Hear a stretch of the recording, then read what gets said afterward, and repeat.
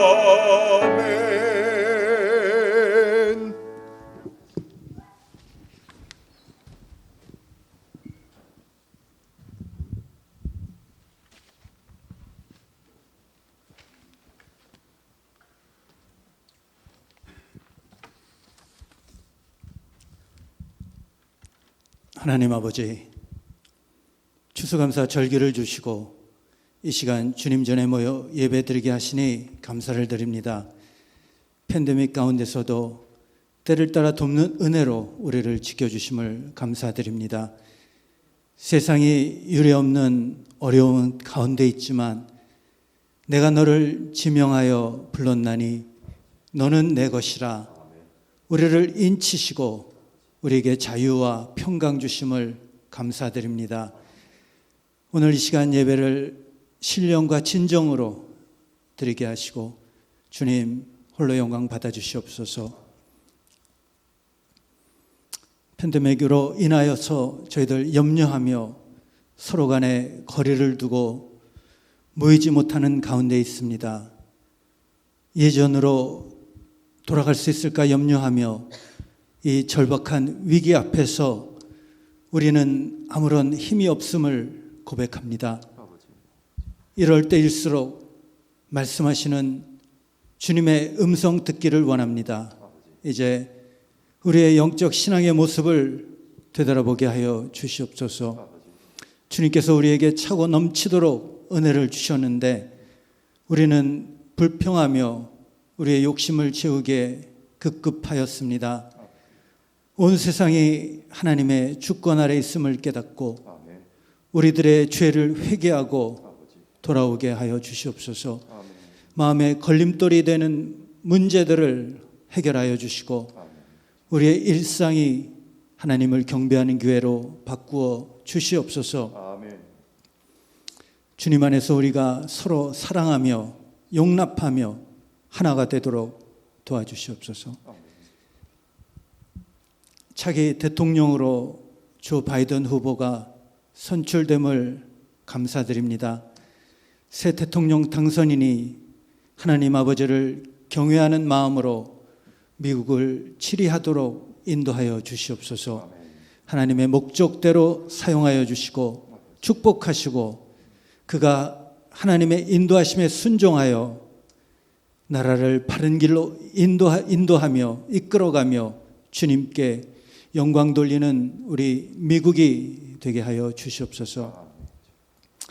오늘도 영상으로 예배드리는 모든 교우들 함께하여 주시옵소서. 어디에서 예배하든지 저희 성도들을 통하여 영광 받으시고 은혜 주시옵소서.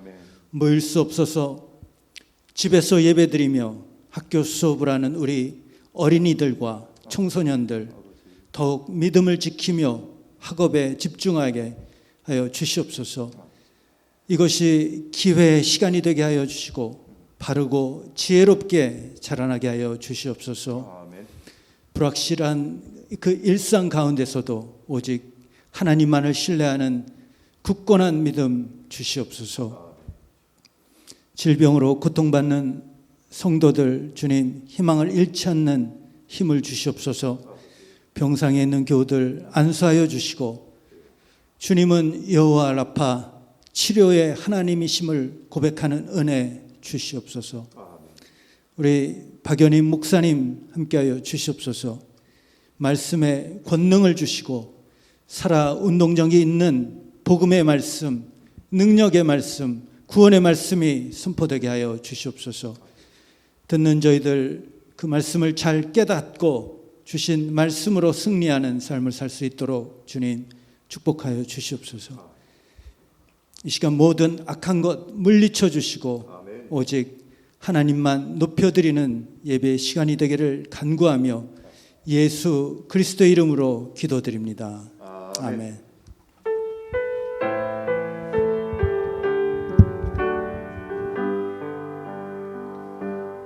구합니다. 내가 주의 은혜를 나의 삶에 충만한 주의 은혜를 원합니다. 내가 주와 동행을 나의 삶을 주님과 함께 주의 은혜의 비를 내게 내려주소서. 주의 은혜의 강에 나를 담가주소서. 내 앞에 놓여있는 크고 작은 문제들 크신 주의 은혜로 모두 흘려보내주 구합니다. 내가 주의 은혜를 나의 삶에 충만한 주의 은혜를 원합니다. 내가 주와 주와 동행을 나의 삶을 주님과 함께 구합니다.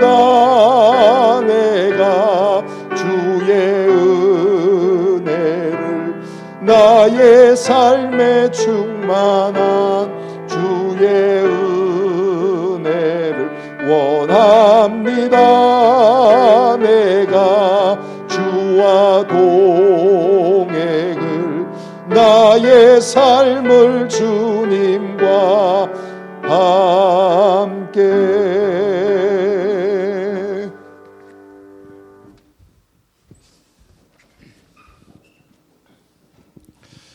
창조절 11번째 주일, 오늘 우리에게 주시는 하나님의 말씀은 이사야서 40장 27절에서 31절의 말씀입니다. 주님의 말씀을 제가 받들어 봉독하겠습니다. 야곱아, 내가 어찌하여 불평하며 이스라엘아, 내가 어찌하여 불만을 토로하느냐? 어찌하여 주님께서는 나의 사정을 모르시고 하나님께서는 나의 정당한 권리를 지켜주시지 않는다 하느냐? 너는 알지 못하였느냐? 너는 듣지 못하였느냐? 주님은 영원하신 하나님이시다. 땅 끝까지 창조하신 분이시다. 그는 피곤을 느끼지 않으시며 지칠 줄을 모르시며 그 지혜가 무궁하신 분이시다. 피곤한 사람에게 힘을 주시며 기운을 잃은 사람에게 기력을 주시는 분이시다. 비록 젊은이들이 피곤하여 지치고 장정들이 맥없이 비틀거려도 오직 주님을 소망으로 삼는 사람은 새 힘을 얻으리니 독수리가 날개치며 솟아오르듯 올라갈 것이요 뛰어도 지치지 않으며 걸어도 피곤하지 않을 것이다. 아멘. 이 말씀에 근거하여 우리의 신앙을 사도신경으로 다 함께 고백하시겠습니다.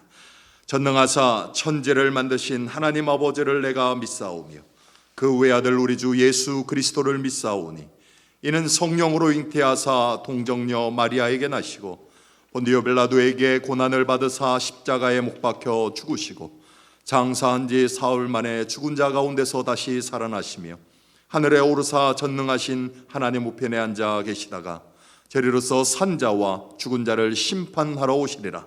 성령을 믿사오며 거룩한 공회와 성도가 서로 교통하는 것과 죄를 사하여 주시는 것과 몸이 다시 사는 것과 영원히 사는 것을 믿사옵나이다. 아멘.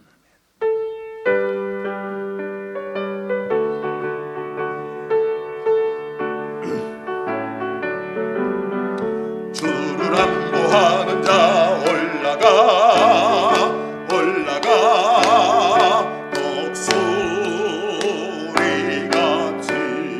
모든 싸움 이기고 근심 걱정 벗은 후 올라가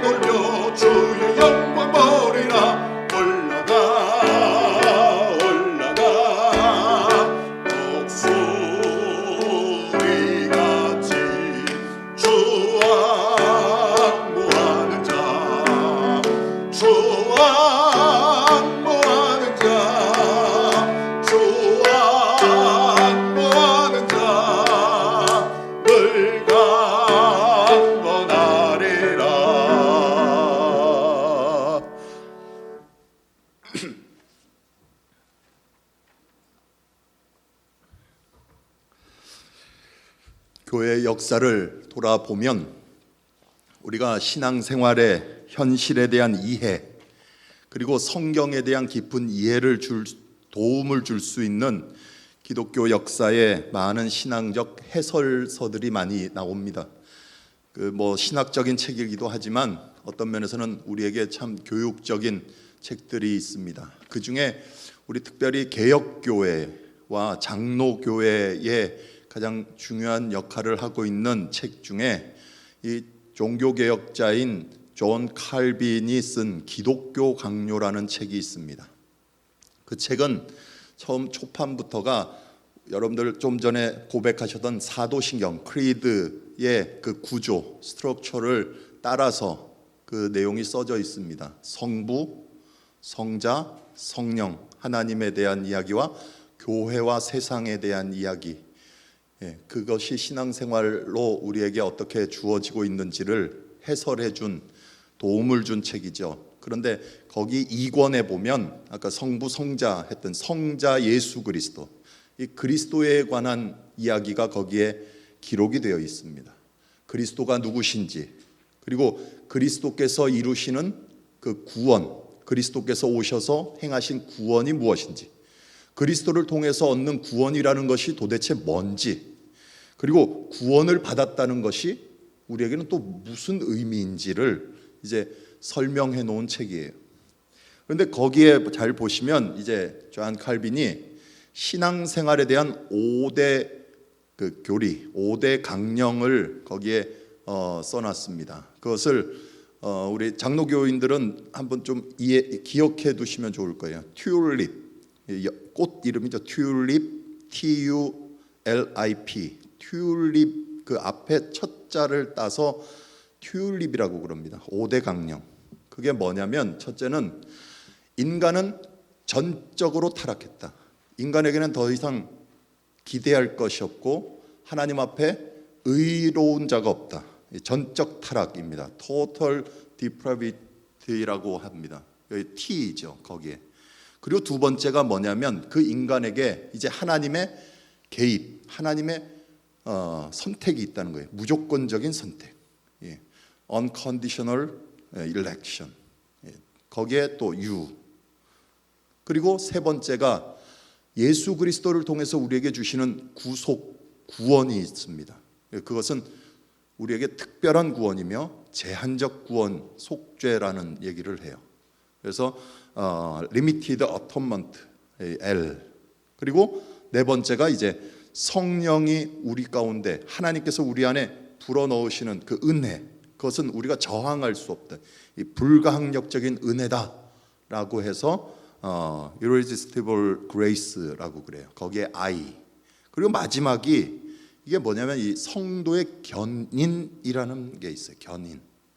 견인 하면은 우리는 이제 끌 견자, 끌 인자 해서 토잉하는, 이 견인하는 걸 생각하는데, 그래서 우리를 이렇게 구원의 길로 견인하신다는 생각을 하는 분들이 계신데 그런 의미가 아니고, 여기 견인은 굳게 한다, 굳을 견, 그리고 참물인, 이래서 굳게 하고 견고하게 하고 흔들림이 없고 변함이 없다라는 뜻의 견인이라는 말을 써요. 그래서 perseverance the saints라고 그러는 겁니다. 근데 이 견인, 성도의 견인이라는 것이 도대체 뭐냐 하면, 성도가 성도된, 성도, 죄인이지만 죄인으로서 그리스도께서, 하나님께서 선택하여 불러 그리스도의 구속을 얻게 하여 세운 자, 그게 누굽니까? 성도잖아요. 성도의 운명, 성도의 운명, 성도가 영원한 구원을 받는 보장, 그 운명의 확고함, 견고함, 그것을 성도의 견인이라고 얘기해요. 그래서 칼빈은 기독교 강요 이 성도의 견인에 대해서 이렇게 설명을 해요. 견인에 관한 성경적 약속이 없다면, 그 보장, 그 확고함, 견고함이 없다면 부르심도, 하나님의 부르심도 그리고 믿음도 무가치하다는 것을 우리의 신앙 생활, 신앙의 경험을 통해서 안다라고 그랬어요.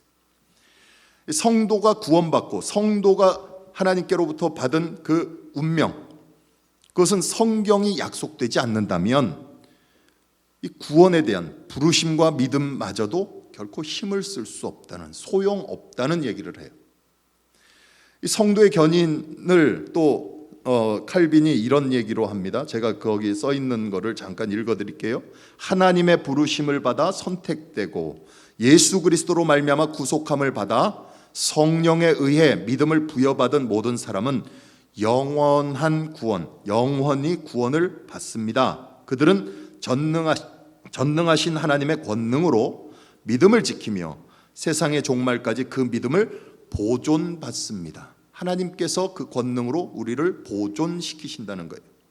다시 말해서 구원에 대한 하나님의 약속, 그것은 반드시 이루어지며 그 구원은 우리에게 영원히 보장받는다는 얘기를 합니다. 우리가 신앙생활을 하면서 교회가 가르치는 이 성도들의 구원, 성도들이 받는 구원에 대한 이 부분을 신앙적 감동과 감격으로 그쳐버릴 때가 많습니다. 구원받았다, 나 구원받았다, 너 구원받았다, 우리 구원받았다, 할렐루야 아멘으로 끝나버릴 수가 있다는 겁니다. 그런데 신앙생활을 해보면, 여러분들 신앙생활 오래 해보시면 아시지만 연륜이 쌓이고 그러다 보면 우리가 경험하는 게 뭡니까? 예수 믿고 구원받고 죄의 권세로부터 풀려나서 그리스도인이 된 새 사람을 입은 자들의 삶의 내용이 다만 무릉도원에 있는 신선들처럼 그런 삶이 아니라는 것 경험하지 않습니까? 삶이 각박해지고 세상과 늘 부딪히고 우리의 삶이 그런 삶의 자리에 놓여 있는 것을 늘 경험하게 되거든요. 내 신앙 안에서 늘 갈등하고 한숨 짓는 일들이 많다는 겁니다. 그렇다고 해서 우리가 복음을 전하는데요, 혹 여기 새로 처음 방문한 예수 안 믿는 사람이 왔다고 해서 그 사람에게 전도할 때 그 사람한테 예수 믿으십시오, 예수 믿으면 구원 얻습니다, 그런데요 예수 믿으면 그렇게만 되지 않아요, 한숨 짓는 일들이 엄청 많습니다, 그렇게 전도하는 사람 없거든요. 그렇지 않습니다. 그것은 우리가 경험을 통해서, 우리의 신앙의 경험을 통해서 알게 되는 거예요. 삶의 자리에서. 그렇다면 구원이 사라지고 실패되는 겁니까? 없어지는 것일까요? 결코 그럴 수 없습니다. 결코 그럴 수 없어요. 그 구원은 내가 없애고 싶어서 없애고 내가 유지하고 싶어서 유지할 수 있는 게 아니고 하나님께서 보장하시고 하나님께서 이끌어 가셔요. 그게 바로 성도의 견인이라는 거예요. 이 성경이 우리에게 증언하는 그 배경, 성경에 이 말씀이 있어요.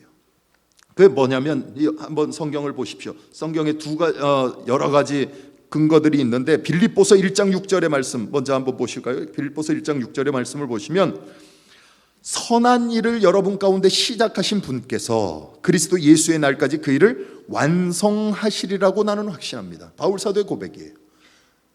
하나님께서 시작하신 일, 하나님의 일, 그 구원의 역사, 그것은 언제까지요? 그리스도의 날까지, 그리스도의 완성의 날까지, 마지막까지 결코 포기되지 않는다는 거예요. 그것이 계속 나아간다는 겁니다. 예수님의 말씀 안에서도 이런 이야기가 있어요. 요한복음 6장에 가시면 이런 고백을 들을 수 있어요. 예수님께서 말씀하십니다. 요한복음 6장 39절의 말씀에 나를 보내신 분의 뜻은 내게 주신 사람을 내가 한 사람도 잃어버리지 않고 마지막 날에 모두 살리는 일이다. 살리는 일이다. 끝까지 사랑하시는, 끝까지 해야 된다 라는 예수님의 고백이에요. 또 동일하게 10장, 요한복음 10장 28절 29절의 말씀에 가시면 이렇게 얘기해요. 우리 같이 한번 읽어보시죠. 요한복음 10장 28절 29절 나는 그들에게 영생을 준다. 그들은 영원토록 멸망하지 아니할 것이다. 또 아무도 그들을 내 손에서 빼앗아가지 못할 것이다. 그들을 나에게 주신 내 아버지는 만유보다 더 크시다. 아무도 아버지의 손에서 그들을 빼앗아가지 못한다 그래요. 3번씩이나 강조해요. 영생과 하나님의 허락하신 구원에 대해서 예수님께서 뭐라고 하십니까? 영원토록 멸망치 않게 하겠다. 영원토록. 그러면서 뭡니까? 내 손에서도 빼앗아갈 수 없고 아버지의 손에서도 빼앗아갈 수 없다. 3번씩이나 강조를 하죠. 성경의 약속이에요. 확고한 약속.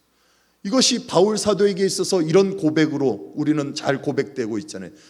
로마서 8장에 가시면 여러분들 잘 아시는 말씀이죠. 로마서 8장 35절에서 39절의 말씀, 우리 또 같이 한번 읽어보시죠. 누가 우리를 그리스도의 사랑에서 끊을 수 있겠습니까? 환난입니까? 곤고입니까? 박해입니까? 굶주림입니까? 헐벗음입니까? 위협입니까? 또는 칼입니까? 성경에 기록한 바 우리는 종일 주님을 위하여 죽임을 당합니다. 우리는 도살당할 양과 같이 여김을 받습니다. 한 것과 같습니다. 그러나 우리는 이 모든 일에서 우리를 사랑하여 주신 그분을 힘입어서 이기고도 남습니다. 나는 확신합니다. 죽음도 삶도 천사들도 권세자들도 현재일도 장래일도 능력도 높음도 기쁨도 그 밖에 어떤 피조물도 우리를 우리 주 예수 그리스도 안에 있는 하나님의 사랑에서 끊을 수 없습니다. 끊을 수 없습니다. 이게 사도 바울의 고백이죠.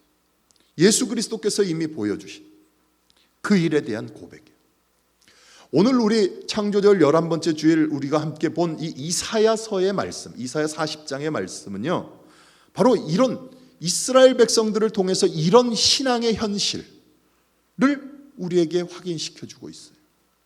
우리의 모습과 전혀 다르지 않다는 것이, 하나님께서는 신실하신 분이십니다. 지치지 않으시는 분이십니다. 또한 명철이 한이 없으신 지혜가 풍성하신 분이십니다. 피곤한 자에게 능력을 주시는 분이십니다. 그러니 여호와를 앙망하는 자, 여호와께 소망을 두는 자 새 힘을 얻습니다. 이 고백이에요.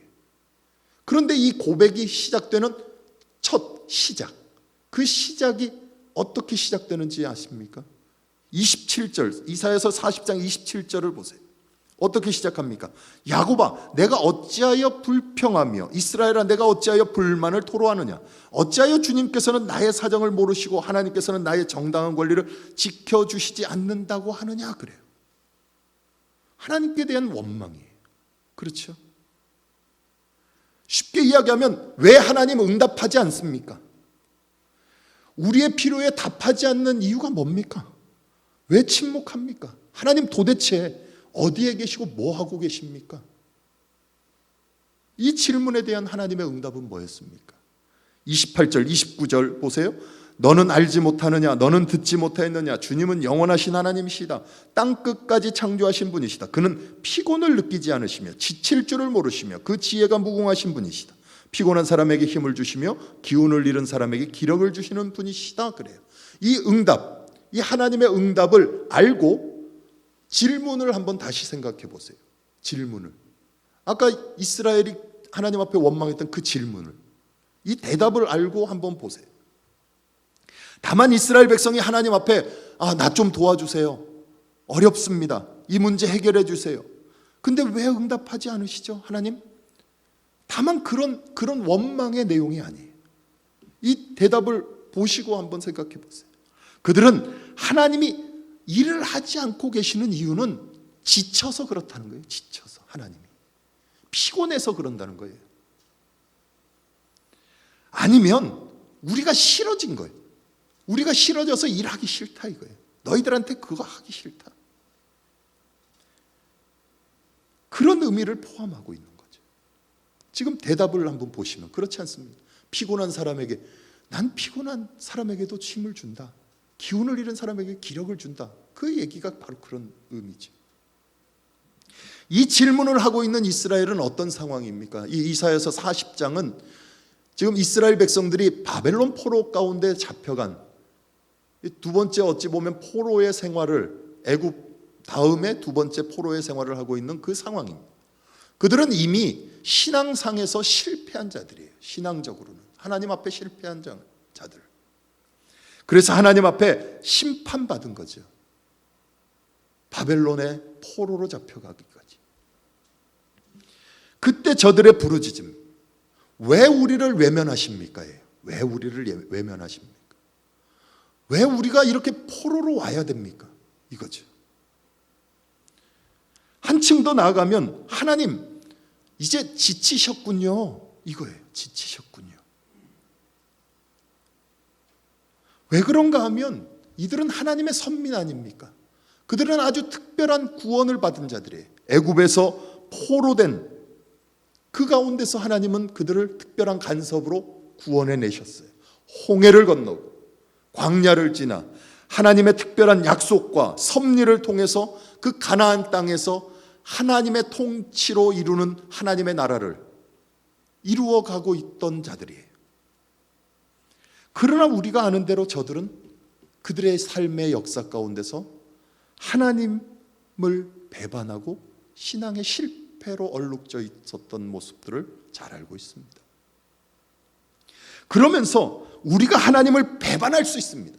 우리는 하나님을 배반할 수 있습니다. 우리는 하나님을 신앙하는 일에서 지칠 수는 있습니다. 그런데 왜 하나님이 지치십니까? 왜 하나님이 그렇게 실패하시죠? 우리보다 더 악한 자들에게, 당신의 백성을 우리보다 더 악한 자들에게 넘겨주신다는 것은 그 이유밖에 없습니다. 그 원망인 거예요. 그 원망.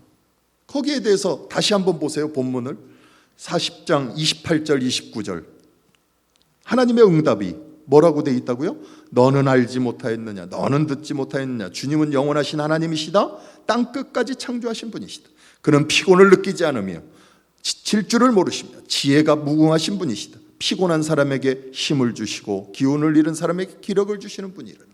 여기 보면 피곤한 혹은 기운을 잃어버렸다라고 하는, 이 옛날 번역에는 곤비하다 그렇죠. 피곤하고 곤비하다고. 그 표현을요, 직역을 하면 이런 말이 돼요. 영어 표현으로 하자면 이거예요. I am sick and tired. 아프다, 피곤하다는 의미가 아니라 그건 더 큰 의미가 있죠. 거기에 I am sick and tired. 뭐요? 넌덜머리가 난다. 지긋지긋하다는 소리예요.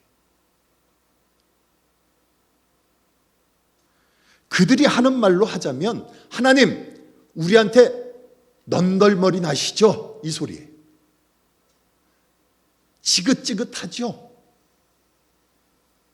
이스라엘 백성들이 자기 자신들의 처지를 봐도 질력이 나는데요. 힘들어 죽겠는데요. 기다리는데 한계가 있죠.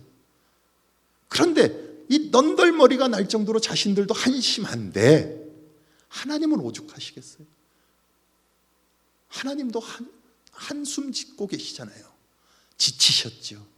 지긋지긋하시죠, 우리한테. 그래서 돕지 않으시는 거 아닙니까? 우리에게 응답지 않는 거 아닙니까? 우리를 적국의 손에 넘기시는 것 아닙니까? 그 고백이에요. 그 고백. 이스라엘의 고백. 우리의 모습들과 다르지 않습니다. 그때 하나님이 뭐라고 하시는 거예요? 니들은 몰라도 한참 모르네. 니들은 한참 모르네.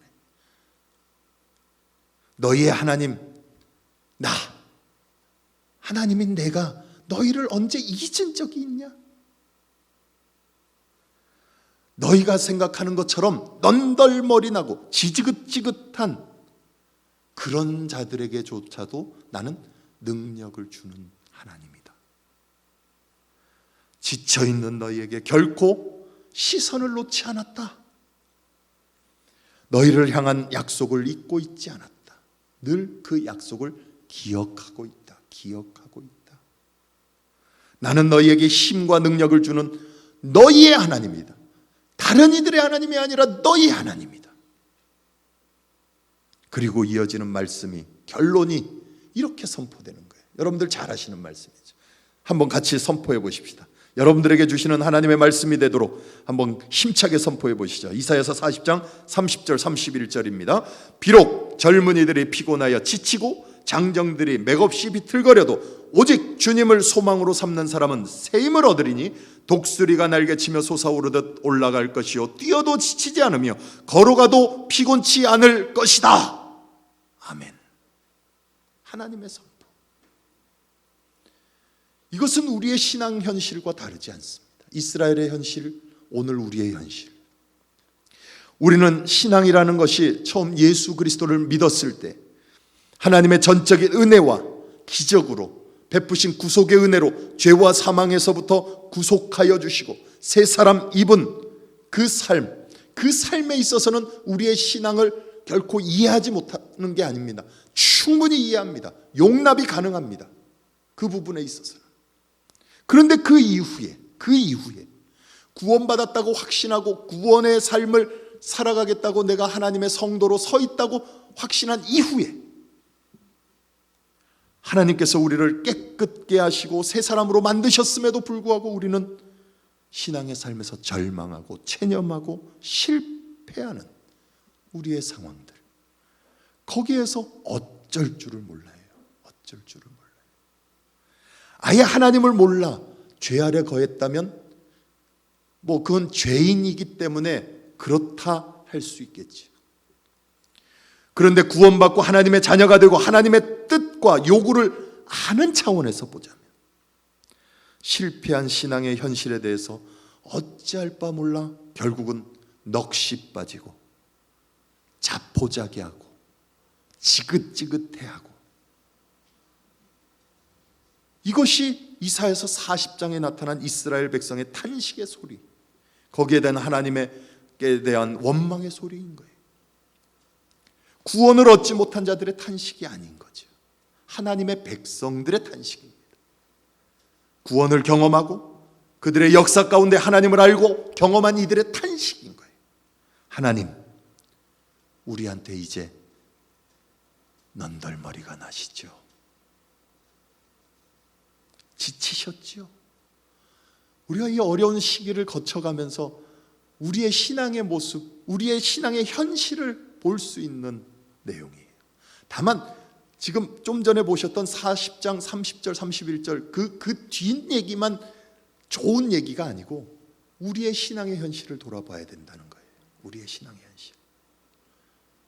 길어지는 이 팬데믹 기간이 우리에게 어찌 보면 이런 상황에 지금 하나님 앞에 하고 있는 원망과 불평의 자리로 우리의 기도가 드려지고 있지는 않은지, 그러면서 아예 그냥 낙심하고 낙담하고 절망하고 지쳐서 넌덜머리가 나서, 아니 내가 넌덜머리 난 건 괜찮은데 뭐라고요? 하나님 이제 포기하셨군요.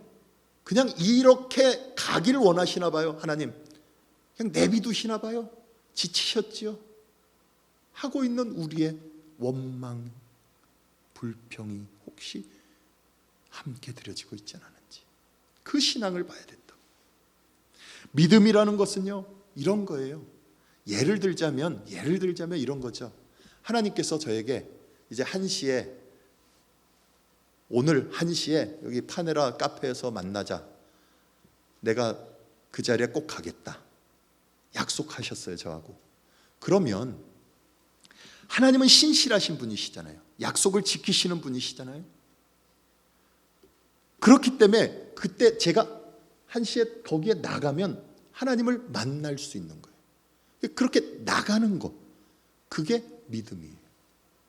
이게 무슨 말이냐면 하나님께서 신실하시고 약속을 지키시는 분이시라는 것이 제가 나가기 때문에 하나님이 오시는 거 아니죠. 그렇다고 제가 안 나가면 하나님이 안 오시는 거 아니죠. 저에게 근거하고 있지는 않아요. 하나님은 신실하신 분이셔서 그 약속을 지키세요. 그렇지 않습니까? 하나님은 맺은 약속을 반드시 지키시는 분이시요. 그래서 오셔요. 그러면 나가면 그분을 만날 수 있는 거예요. 나가면. 그러나 나가지 않으면 어떻게 되죠? 그분을 만날 수 없는 거예요. 그분을 만날 수 없는 거죠. 우리가 나가고, 제가 나가고 안 나가는 것이 하나님이 오고 안 오고를 결정하는 건가요? 그렇지 않아요. 결코 그렇지 않습니다. 우리의 나가고 안 나가고의 유무가 하나님을 움직일 수 없는 거예요. 하나님은 그 약속을 지키시는 분이라고요. 다만 우리가 안 나가면 그분을 만나는 거고, 안 나가면 그분을 못 만나는 것뿐이에요. 우리가 하나님을 만나기 위해 그 약속을 경험할 수 있습니다. 그 약속을, 하나님이 지키시는 약속을. 그러나 만나지 못한다는 것, 만나지 못한다는 것은 내가 그 믿음을 사용하지 않는 거예요. 나가지 않는 거예요. 그러면 하나님이 우리에게 주신 약속은 나와는 아무런 상관이 없어지는 거예요. 하나님이 그 약속을 이행하지 않아서 그럴까요? 그렇지 않습니다. 내가 믿음을 이행하지 않는 거예요. 내가 그 약속을 내 것으로 받지 못했기 때문에 하나님을 만나는 그 약속을요, 믿음을 지키면 그 약속을 통한 결과를 누리게 되는 것이 마땅한 거예요. 마땅한 거. 믿음이 무엇 위에 서 있냐면, 그래서 약속 위에 서는 겁니다. 약속 위에. 하나님의 약속 위에. 하나님의 섭리, 하나님의 계획. 그래서 그 약속을 자신의 것으로 갖는 믿음을 우리는 동원시켜야 될 뿐이에요. 그 약속을 받기 위한 믿음. 신약에 가면요, 이런 말씀이 있어요. 여러분들 잘 아시는 누가복음 18장에 가면 예수님께서 선포하신 그 비유 가운데 과부와 불의한 재판관의 비유가 나와요. 누가복음 18장에 가면 1절부터 8절에. 그런데 이 말씀이 여러분들 오늘 이 이사야서 40장의 말씀과 다르지 않습니다. 그리고 오늘 우리의 현실과 다르지 않아요. 이 누가복음 18장에 나타나는 불의한 재판관, 과부의 그 어찌 보면 끊임없는 간절한 기도 때문에 요청 때문에 들어준 그 불의한 재판관, 그 얘기 아시잖아요. 그것을 우리 이제 성도들이 어떻게 그 본문을 받아들이냐면, 그래서 기도를 끝까지 해요. 기도에 대한 강청하는, 아주 간청이 아니라 강청하는, 강하게 붙들고 구하는 그 기도에 대한 이야기로 이 본문이 많이 이용돼요. 그 이유는 누가복음 18장 1절에 보시면 이런 말씀 때문에 그렇거든요. 누가복음 18장 1절을 한번 보실까요? 거기에 보시면 이렇게 성경이 전합니다. 예수께서 제자들에게 늘 기도하고 낙심하지 말아야 한다는 뜻으로 비유를 말씀하셨다고 그래요. 기도하고 낙심하지 말아야 된다. 그래서 이 강청 기도가 이 본문으로 많이 채택돼요. 그리고 누가복음 15장 그 이하에 보시면 5절에서 8절 초반부에 여러분들 이 비유 내용을 잘 아시니까 한번 보십시오. 이 과부가 나를 이렇게 귀찮게 하니 그의 권리를 찾아 주어야 하겠다. 그렇게 하지 않으면 그가 자꾸 찾아와서 나를 못 견디게 할 것이다. 7절 보세요. 하나님께서 자기에게 밤낮으로 부르짖는 택하신 백성의 권리를 찾아주시지 않으시고 모른 채하고 오래 그들을 내버려 두시겠느냐? 내가 너희에게 말한다. 하나님께서는 얼른 그들의 권리를 찾아주실 것이다. 그래서 이제 이 말씀의 근거에서 기도를 들어주실 때까지 끝까지 부르짖어야 된다. 이렇게 많이들 얘기하고 우리는 그렇게 배웠습니다. 예, 많이 배웠어요. 그런데 이 비유의 교훈은요, 분명해요. 지금 여기에 그치지 않아요. 8절 후반부에 가면 예수님께서 이 말씀을 덧붙이고 계세요. 어떤 말씀이냐면, 그러나 인자가 올 때의 세상에서 믿음을 찾아볼 수 있겠느냐? 라고 물으세요. 마지막 때, 이 심판 때까지 이 세상을 살아가는 하나님의 백성들, 그들이 인내해야 하고 낙심하지 말아야 되고 믿음을 지켜야 되는 것 분명해요. 그 믿음의 역사, 하나님의 약속이 피곤하다고 해서, 기운을 잃었다고 해서, 넌덜머리가 난다고 해서 포기될 일이 아니라는 거죠. 이사야서에서도 그랬던 것처럼 인자가 오실 때, 즉 종말의 때에, 아까 1절에 보셨던 것처럼 항상 기도하고 낙심하지 말아야 될 것처럼 그 기다림이라는 것, 그 기다림이라는 것은 단순히 시간을 때우는 기다림이 아니라 시간을 보내는, 지나가야만 되는 그 때를 기다리는 것이 아니고 약속하신 것이 이루어지고야 만다는 강한 의지를 표현하고 있는 거예요. 그리고 믿음을 기다려야 하는 거예요. 믿음은. 그래서 믿음은 기다리는 거예요. 기도하긴 하는데 낙심하는 일, 이런 일들이 많이 나타난다는 말이죠. 왜 그랬을까요? 초기 그리스도 공동체, 이 초대 교회의 상황들이 그랬기 때문에 그래요. 초대교회 초기 그리스도인들이 당한 그런 상황들이 어떤 상황인데, 그들은 예수님의 재림과 하나님 나라의 오심, 이 예수 인자가 다시 오시는 것을 굉장히 소망하고 기다렸던 자들이에요. 부활하신 예수님께서 이제 하늘로 승천하시고 내가 다시 오겠다, 올라간 것처럼 다시 오겠다 하신 그 말씀에 근거해서 이제 다시 올 거를 기대하고 있었던 자들이 바로 초기 그리스도인들이에요. 하늘로 올라가신 주님을 보았던 사람들이 모여서 그 하늘을 바라보면서 언제나 오시려나 계속 기다리며 기도하고 구했던 그들이에요. 그러다 보니 초기 그리스도교 구성원들 중에는 자기들이 살아있을 때 이 재림이 이루어질 거다, 주님이 다시 오실 거라는 그 기대와 바람이 굉장히 컸습니다. 그런데 생각을 해보세요. 그게 몇 년이 지났습니까? 2000년이라는 세월이 지났어요. 오늘 2020년, 오늘 우리의 시간까지 온 거예요. 뭐가 잘못된 것일까요? 뭐가 잘못됐지? 하는 질문들이 쏟아지는 거예요. 도대체 왜 안 오시지? 그런 거지. 이 문제로 인해서 그리스도 신앙을 포기하는 이들이 생겨난 거예요. 초대교회. 아, 예수님 안 오나 봐. 예수님이 그냥 해본 소리였나 봐. 이게 되는 거죠. 기도하며 기다려도 오시지 않죠. 그런데 그들이 그래서 낙심하잖아요. 낙심이라는 것은 말 그대로 포기하는 거예요. 인자가 오심을 포기해버리는 거예요. 포기하니까 뭐까지 나타나요? 믿음 생활이, 그들의 삶이 없어져 버리는 거죠. 더 이상 믿음이라고 할 수 없는 거예요. 자기들이 믿고 있는 게 이게 믿음이냐? 아니지가 되는 거죠. 그런데 이들이 항상 기도하며 주님의 오심을 기다리는 중에 이 낙심하고 포기할 수밖에 없는 더 큰 이유가 있었죠. 그게 뭘까요? 기다리면 기다릴수록 자신들 안에 하나님의 나라가 이루어지든지 아니면 뭔가 될 것 같은 소망이 보여야죠. 소망이 뭐가 하나가 있어야 될 거 아닙니까? 그런데 그런 일들은 없고 자신들의 현실은 뭐만 가득 채워져요? 정치적 압박, 사회적 어려움, 신앙적 핍박과 박해, 이것만 더해가는 거예요. 예수님의 오심을 기다리는 초기 그리스도인들은 정치적 압박을 받았죠. 또 그뿐만 아니라 종교적 압박까지 받았죠. 그들은 유대인으로서 그리스도 신앙으로 옮겨온 자들 아닙니까? 그래서 그들은 목숨 걸고 신앙생활을 했어야 돼요. 유대인들 사회에서.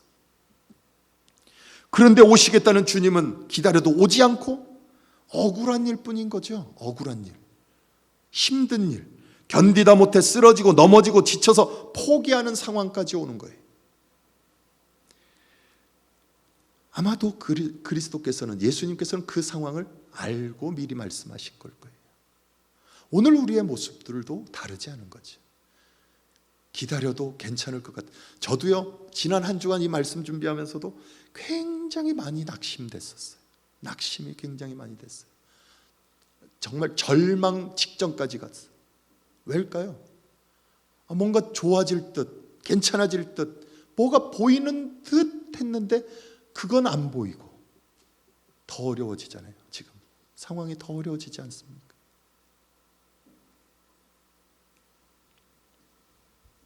그런데 잘 보세요. 이 본문, 이 누가복음 18장에서 기도를 들어주시는 그 응답의 원인과 근거가 어디에 있는지 한번 잘 보세요. 본문을 잘 보셔야 돼요. 그래서 기도를 듣고 응답해 주시는 분이 누구죠? 하나님이. 그 응답의 근거는 그 하나님의 성품에 있어요. 성품에, 하나님의 성품에. 그분은 신실하시고 진실하시고 사랑이 많으시고 결코 모른 채 하거나 내버려 두시는 분이 아니라는 거예요. 그게 하나님의 성품이죠. 그분이 우리의 기도에 응답하신다는 것, 바로 그런 의미예요. 그런데 강청하고 조르고 떼써서 기도의 응답이 있다면 그 기도의 응답의 근거는 어디에 있는 겁니까? 내가 힘써서 응답받은 거예요. 내가 노력했기 때문에, 내가 열심히 기도했기 때문에 응답받은 꼴이 돼버리는 거예요. 그렇지 않죠. 기도의 목적과 초점이 어디에 있는지 우리는 놓쳐서는 안 돼요. 기도의 초점은 기도하는 사람에게 있는 게 아니에요. 구하는 사람에게 있는 게 아니에요. 그 기도를 들으시는 분에게 있는 거죠. 간구를 들으시는 분, 그 하나님, 그분의 약속, 그분이 반드시 이루겠다 하신 약속 위에 있는 거예요. 그분의 성품 위에 있고 믿음의 반응, 그 기도의 초점이 거기에 있는 거죠. 내가 열심히 기도하면, 조르고 강청하면 하나님 분명히 들을 거야가 아니에요. 아유, 하나님 이제 넌덜머리가 나셨죠? 됐어요. 이게 아니에요. 그래도 한 번 더 해볼까? 한 번 더 기도해볼까? 한 번 더 졸라볼까? 이게 아니라는 거예요. 하나님을 불의한 재판장과 다르게 봐야 돼요. 예수님께서 분명히 그 말씀을 하세요. 다시 본문을 한번 보시죠. 18장, 누가복음 18장 4절에서 6절 말씀 보십시오.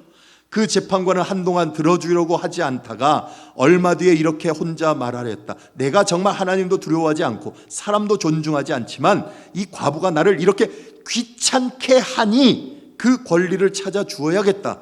그렇게 하지 않으면 자꾸만 찾아와서 나를 못 견디게 할 것이다. 주님께서 말씀하셨다. 뭐라고요? 너희는 이 불의한 재판관이 하는 말을 귀담아 들으라고 그래요. 귀담아 들으라고. 왜일까요? 왜 귀담아 들으라고 했을까요? 하나님은 그런 분이 아니기 때문에. 귀찮아서 들어주시는 분이에요. 하나님이 지긋지긋해서 넌덜머리가 나서 들어주시는 분이에요. 하나님은 그런 분 아니에요. 결코 그런 분 아니에요. 하나님은 어떤 분이세요? 피곤치 않으시는 분이라고. 지칠 줄 모르시는 분이에요. 졸지도 주무시지도 않으시는 분이에요.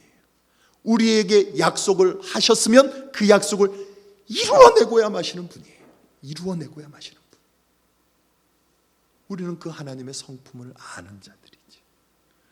종말을 살아가는 우리 신앙인들에게 하나님이 어떤 분이신지를 반드시 알아야 돼요. 신실하신 하나님, 은혜의 하나님, 우리가 늘 찬양하고 고백합니다. 그 고백처럼, 아니 우리가 그 하나님을 바라보는, 앙망하는, 소망하는 그 하나님을 바라볼 수 있어야 돼요. 이루어질 것 같은 그 무엇을 바라보는 게 아니라 그 하나님을 바라볼 수 있어야 돼요. 하나님.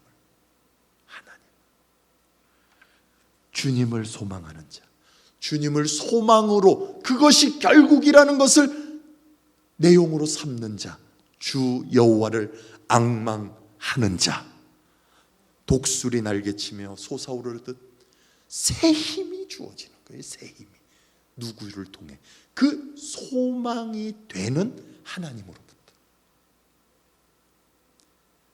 넌덜머리가 나고 진절머리가 난다는 그런 삶이 아니죠. 오직 주님은 성령이 보증되셔서, 성령이 인쳐주심으로 우리를 도우시고 말할 수 없는 탄식으로 간구하시고 우리의 작은 신음에도 응답하시고 하나님의 마음을 우리 안에 부어내셔서 하나님의 은혜를 채워내시는 여러분 아버지 하나님, 그 하나님이 여러분을 자녀 삼으시고 백성 삼으시고 하나님의 그 큰 뜻을 이루어 가신다는 겁니다.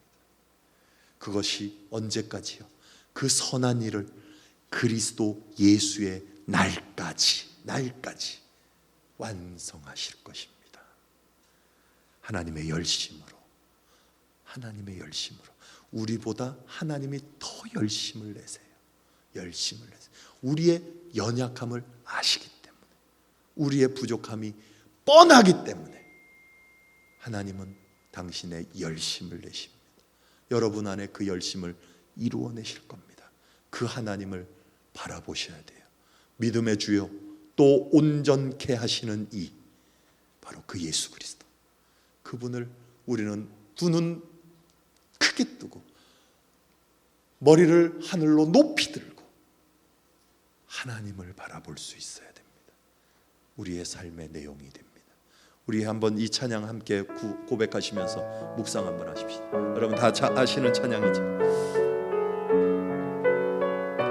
우리의 눈을 들어, 여러분들의 눈을 들어 여호와를 앙망하며 바라봅시다. 하나님의 사랑을 사모하는 자, 하나님의 평안을 바라보는 자, 너의 모든 것 창조하신 우리 주님이 너를 얼마나 사랑하시는지 하나님께 찬양과 경배하는 자, 하나님의 선하심을 닮아가는 자, 너의 모든 것 창조하신 우리 주님이 너를 자녀 삼으셨네. 하나님 사랑의 눈으로 너를 어느 때나 바라보시고 하나님 인자한 귀로서 언제나 너에게 귀울이시니 어두움에 밝은 빛을 비춰주시고 너의 작은 신음에도 응답하시니 너는 어느 곳에 있든지 주를 향하고 주만 바라보 하나님 사랑의 눈으로 하나님 사랑의 눈으로 너를 어느 때나 바라보시고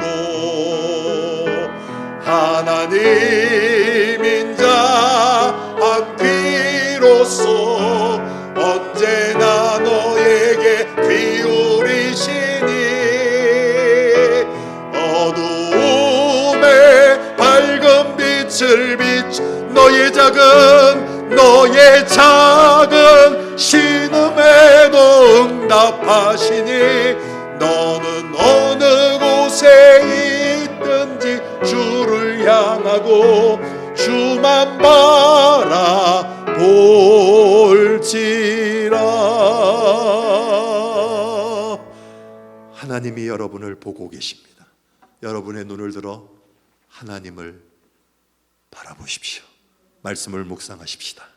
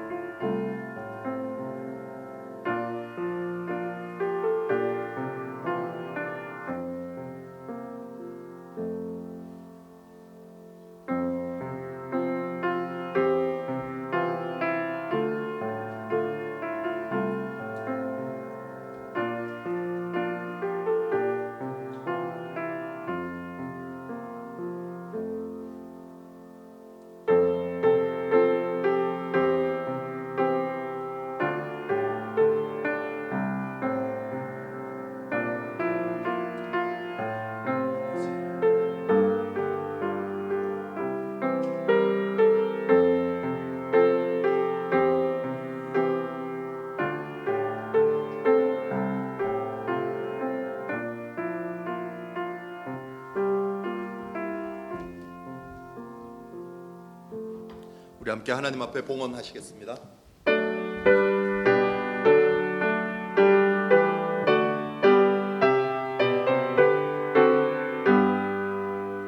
내 주의 나라와 주 대신 성령과 피 흘려 사신 교회를 늘 사랑합니다. 아멘. 하나님, 우리는 늘 이렇게 기도했습니다. 이제 하나님 지치셨나요? 하나님 이제 피곤하세요? 하나님, 이제 우리한테 넌덜머리가 나셨습니까? 우리의 이 어리석음을 하나님, 당신의 긍휼과 당신의 자비하심으로 저항할 수 없는 그 은혜로 우리를 휘어감아 주시옵소서. 그래서 하나님, 이제는 주님이 말씀하셨던 것처럼 피곤치 않으시고 지칠 줄 모르신 하나님, 그분이 우리의 하나님이신 것을, 그리고 그 하나님을 앙망하고 소망하는 자들에게 독수리 날개치며 올라가는 새 힘을 허락하실 그 하나님의 기적과 능력이 있음을, 소망이 있음을, 하나님의 하나님 되심의 성품이 있음을 믿고 의지하도록 우리의 고백이 이제는 바뀌어지고 우리의 모습이 바뀌어지는, 그래서 하나님을 바라볼 수 있는 우리 모두가 되도록 다시 한번 기회를 허락하시고 다시 한번 은혜를 은혜 위에 허락하여 주시옵소서. 우리 락빌 한인 장로교회 모든 성도들, 하나님 피곤치 않게 하시고 곤비치 않게 하옵소서. 이 시간들이 길어지면 길어질수록 우리는 답답하여 어찌할 바 모릅니다. 그 모든 것 아시는 하나님, 한 영혼 영혼 강한 손으로 붙들어 이끌어 주시옵소서. 그래서 우리의 작은 신음에도 응답하시는 그 하나님을 삶에서 경험하고 그 일을 반드시 이루어내고야 마실 하나님의 영광을 모두가 만끽할 수 있도록, 경험할 수 있도록 축복하여 주시옵소서. 하나님 앞에 그 감사의 마음을 담아 드리는 거룩한 예물이 있습니다. 헌신이 있습니다. 충성이 있습니다. 하나님, 그들의 봉사와 온전한 헌신을 기쁘게 받으시고 봉헌의 예물을 받으셔서 하나님의 놀라운 역사들 이루어내실 뿐만 아니라 그것이 하나님께로부터 왔음을 감사하며 간절한 마음으로 드리오니 하나님, 그것에 씨를 뿌려 온전히 열매 맺을 때 30배, 60배, 100배로 이들의 삶에서 역사되어지는 축복을 누리게 하여 주시옵소서. 모든 기도의 제목들도 하나님 받으시고 기름 부어주시기를 원하옵고 존귀하신 예수 그리스도 이름으로 간절히 축복하며 기도하옵나이다. 아멘. 우리 앞뒤 좌우편에 계신 분들과 함께 평화 인사를 나누십시다.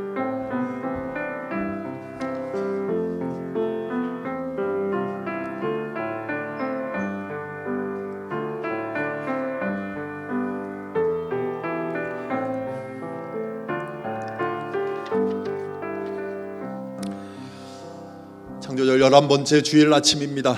주님의 거룩한 성전에 나오신 여러분들 주님의 이름으로 축복합니다. 여러분들 안에 하나님께서 지칠 줄 모르는 그 하나님의 힘과 능력과 허락하시는 은혜와 긍휼을 늘 충만히 경험하시고 살아가시기를 바랍니다. 영상 앞에 있는 우리 모든 성도들도 그 자리, 그리스도와 함께 있는 삼위일체 하나님의 임재를 누리는 그 자리가 거룩한 성전임을 기억하시고 여러분들의 삶에서 날마다 하나님께로부터 허락받은 충만한 은혜를 경험하시기를 다시 한번 주님의 이름으로 간절히 축원드립니다. 예배와 모임 안내는 현재로서는 아직 특별하게 변화된 것은 없다는 것을 여러분들 기억해 주시고 대신 이제 우리 토요일마다 공식적이진 않지만 이제 기도하시는 분들이 모여서 기도를 하고 계세요. 뭐 몇 분 안 되십니다. 그런데 그 기도의 자리들이 늘 오픈돼 있고 여러분들 중보기도 자리도 늘 오픈돼 있으니까 오셔서 교회에서 늘 기도하시고 삶의 자리에서 기도하실 수 있으면 좋겠습니다. 몇 가지 알려드릴 것은 다음 주일이 우리 2020년 추수감사 주일입니다. 1년 동안 여러분들 아마 지내온 세월이 그렇게 녹록지는 않으실 겁니다. 그럼에도 불구하고 그 여정들을 보면 하나님께서 허락하신 은혜의 자리들이 있었을 것입니다. 하나님 앞에 감사할 수 있는 그런 자리가 바로 다음 주일 우리 함께 모여 드리는 추수감사 주일 예배가 되기를 소망합니다. 그날은 지금 팬데믹 때문에 우리가 하지도 못했던 성만찬 예식을 하게 됩니다. 제가 설교 다음 주일을 하면서도 그 얘기를 하겠지만 성만찬 예식이 이렇게 요즘은 일회용, 그러니까 개인용으로 이렇게도 포장해서 나옵니다. 위에 이 껍데기를 벗기면 전병이 나오고 그 다음 두 번째 벗기면 주스가 나오고, 그래서 이제 다음 주일 날은 이거를 이제 앞에서 장로님들이 나누어 주실 거예요. 교회에 오시는 분들은. 근데 이제 가정에서 드리시는 분들은 못 하시잖아요. 예. 개인적으로 기도하는 마음으로 이걸 준비하라는 게 아니라 기도하는 마음으로 여러분들 안에 계신 그 애찬의 내용을 만드셔서 기도하면서 준비하시고 함께 그 성만찬 예식에 동참하실 수 있으면 좋을 것 같습니다. 교회 오시면 제가 드릴 수는 있어요. 제가 주중에 늘 교회에 있기 때문에 받으러 전화 주시고 드라이브스루로 받으셔도 됩니다. 하지만 뭐 아무튼 다음 주일은 우리 성만찬 예식이 있다는 거 기억해 주시고요. 또 추수감사절이 지나면 이제 2020년도 한 달밖에 안 남죠. 한 달이 남으면 우리 교회 절기상 또 대림절, 대강절, 강림절 절기가 시작이 됩니다.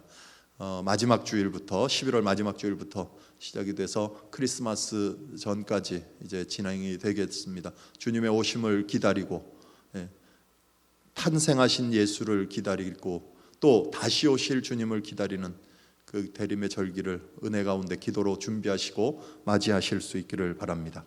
교회 앞에 또 오늘의 양식 12월부터 2월분 준비되어 있습니다. 가지고 가셔서 말씀 묵상하시고 함께 신앙의 교제들을 나누어 주시면 감사하겠습니다. 교회 앞에 또 혹시 알리실 말씀 있으십니까? 없으시면 우리 함께 일어나서 찬양하시겠습니다.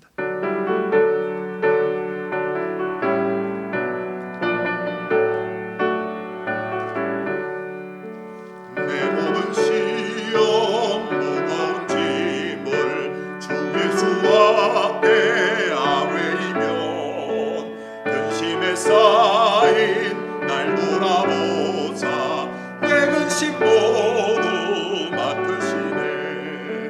무거운 짐을 나홀로 지고 견디다 못해 쓰러질 때 불쌍히 여겨 구원의 주님, 은혜의 주님 오직 예수. 내 모든 괴로움 닥치는 환난 주 예수 앞에 아뢰이면 주께서 친히 날 구해주사 넓으신 사랑 베푸시네. 무거운 짐을 나홀로 지고 견디다 못해 쓰러질 때 불쌍히 여겨 구원의 주님, 은혜의 주님 오직 예수. 내 짐이 점점 무거워질 때 주 예수 앞에 아뢰이면 주께서 친히 날 구해주사 내 대신 짐을 져주시네. 무거운 짐을 나홀로 지고 견디다 못해 쓰러질 때 불쌍히 여겨 구원의 주님, 은혜의 주님 오직 예수. 마음의 시험 무서운 죄를 주 예수 앞에 아뢰이면 예수는 나의 능력이 되사 세상을 이길 힘 주시네. 무거운 짐을 나홀로 지고 견디다 못해 쓰러질 때 불쌍히 여겨 구원의 주님, 은혜의 주님 오직 예수.